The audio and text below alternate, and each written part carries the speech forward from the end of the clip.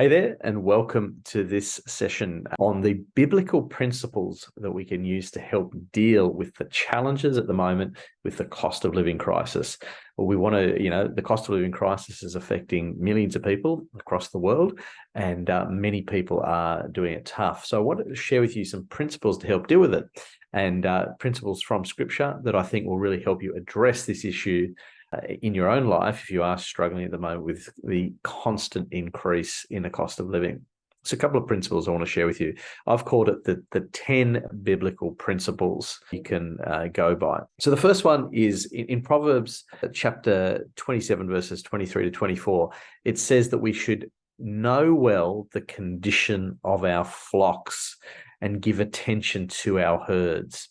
So it's a great concept here, the idea that we are stewarding resources that God has blessed us with, our flocks, our finances, our retirement savings, our budgets, our bank accounts, all these things that we're called to steward and look after for God's glory. And we need to know the condition of them. We need to know where we're at.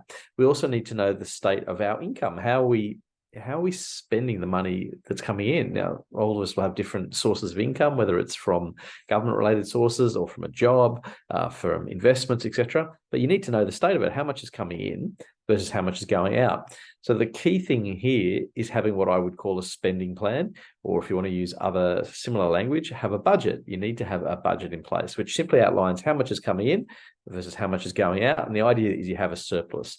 But a surplus is then the key to you getting ahead financially long-term, because obviously with a surplus, you can save money. So the important thing here, though, is under this principle is we've got to know where we're at. And the way to know where we're at is to have a budget in place. Okay, so that's the first principle. The second one is around in 1 Timothy chapter 6, verse 7. It says, "For we brought nothing into this world, and we cannot take anything out of it."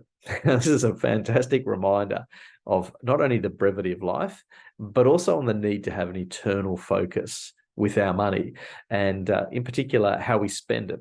So what I want to encourage you to do here is to get control of your discretionary expenditure. Now, there's some things that are non-discretionary. You have to do it, right? You got to pay your rent, you got to pay your mortgage, etc. Although we'll talk more about those in a moment. But with your discretionary expenditure, there are things you can potentially cut back on that you don't really need. Okay, and you got to ask yourself the question: are these really adding value to myself, to my family, and to building of God's kingdom? And so, I'd really encourage you to think carefully about your discretionary expenditure. Okay, so that's principle number 2. Number 3, and this is one I love, and it's the concept of saving, but I'll read out the proverb first. It says, this is in Proverbs chapter 6, verses 6 to 8. It says, "Consider the ant's ways, which having no chief officer or ruler, provides her bread in summer and gathers her food in harvest." So let me read to you from this proverb. It says, "Go to the ant, you sluggard, consider its ways and be wise.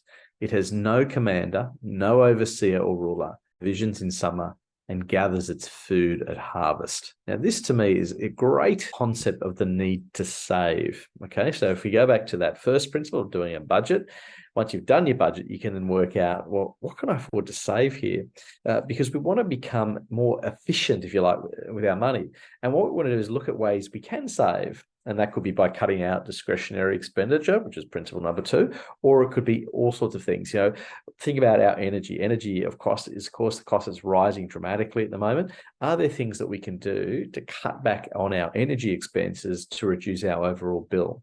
Now, I'm no expert on solar and all those kind of things as to whether or not that will save you money, but my advice here is to do your research, do your homework, and look at ways that you can cut your costs, and in particular energy costs, because obviously that's a huge one affecting many people at the moment.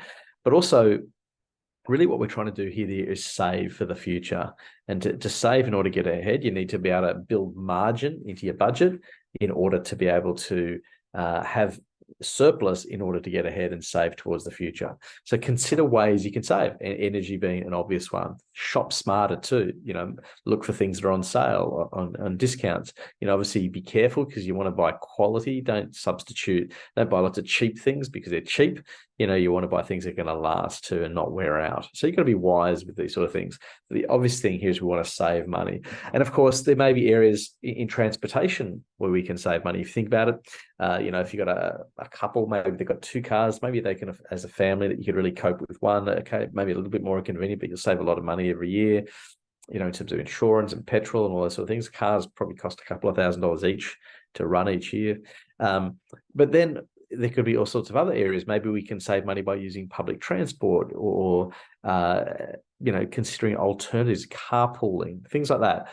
I don't want to dictate to you how you do any of these things. Merely just say that we need to sit down and say, how do we deal with this? What can we do to save? So that's the third principle. The fourth one is housing costs. Now, it's no surprise housing is extremely expensive at the moment in many countries. Both you got this rise in rents, but then there's also the cost of having a mortgage is extremely high. Interest rates are rising at the fastest rate in history, and that's putting people under a lot of pressure. So a couple of things to think about here. Firstly, don't be afraid to downsize. Now, that may mean if you own a home, maybe selling it and moving to a smaller property. Now, of course, there's a lot of wisdom issues here. There's high transaction costs in moving property. There's all sorts of things you need to consider. But don't become enslaved to your mortgage. If your mortgage now, and the costs have gone up dramatically over the last 12 months with interest rates spiking. But if your mortgage now is so high that you can't afford to do anything, you can't afford to give, you can't afford to have a fairly normal life, you're sort of trapped, then maybe it's a time to sell, particularly while prices are still high. So don't be afraid to make some tough decisions there. Now, there's all sorts of issues, the impact on your family and that kind of thing. But you've also got to say, well, I don't want to be a slave to the system that's out there. Okay. And then there's renting. Now, don't be afraid also to rent. Renting's not a bad thing. I mean, in the long run, I always say it's wise. You want to own your own home. You want to be able to pay it off and have an asset so that by the time you get to retirement, you've got plenty of money, i.e. you've got a roof over your head, you don't have to pay rent anymore and you don't have to pay a mortgage. However, don't be afraid to pay rent.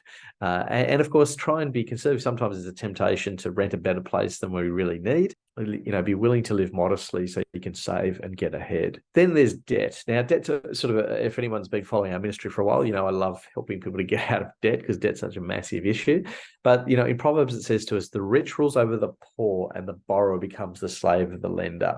So what I want to encourage you here is to be very wise with debt.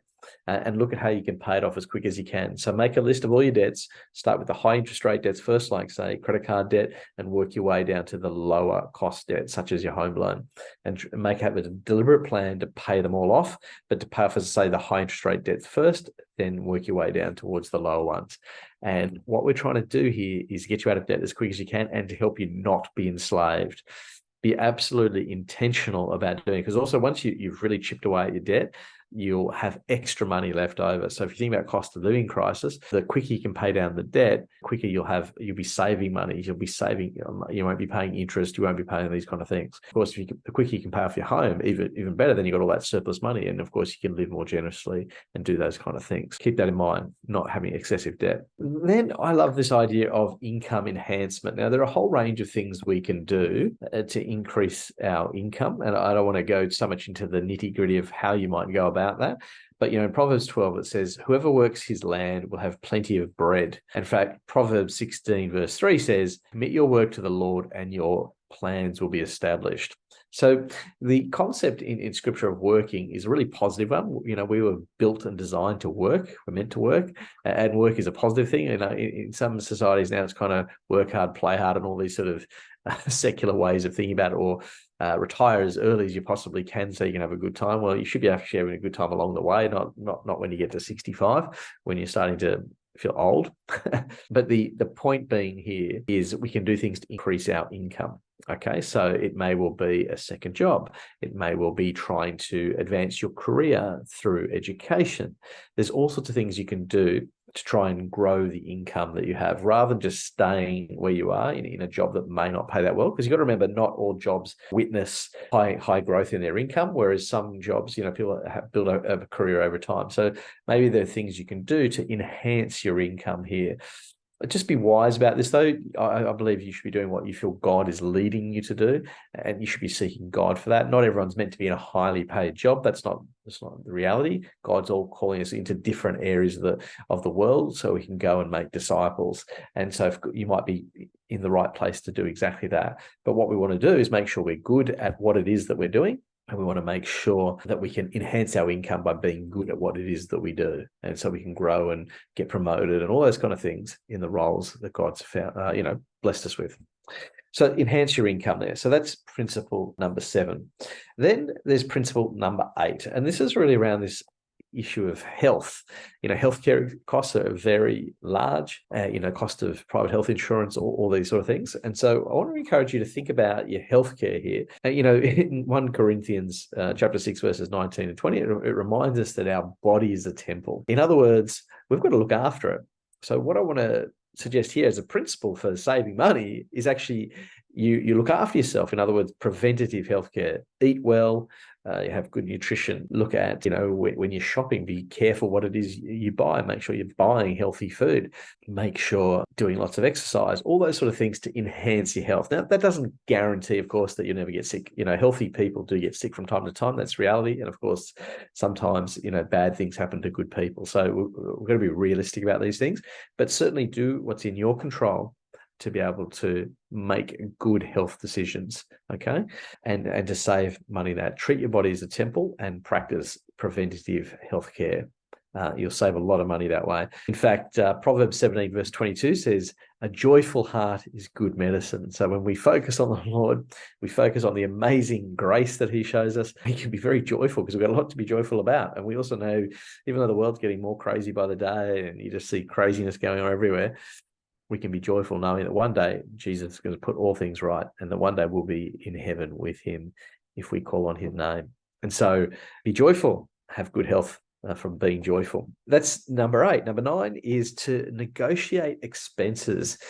So don't be afraid to negotiate on certain things. Now, not everything will be negotiable. Maybe you can negotiate on your rent. Certainly with your mortgage, more than likely, you can negotiate with your bank for a lower interest rate. Many banks, if you ring them up and say, hey, what can you do to improve the rate?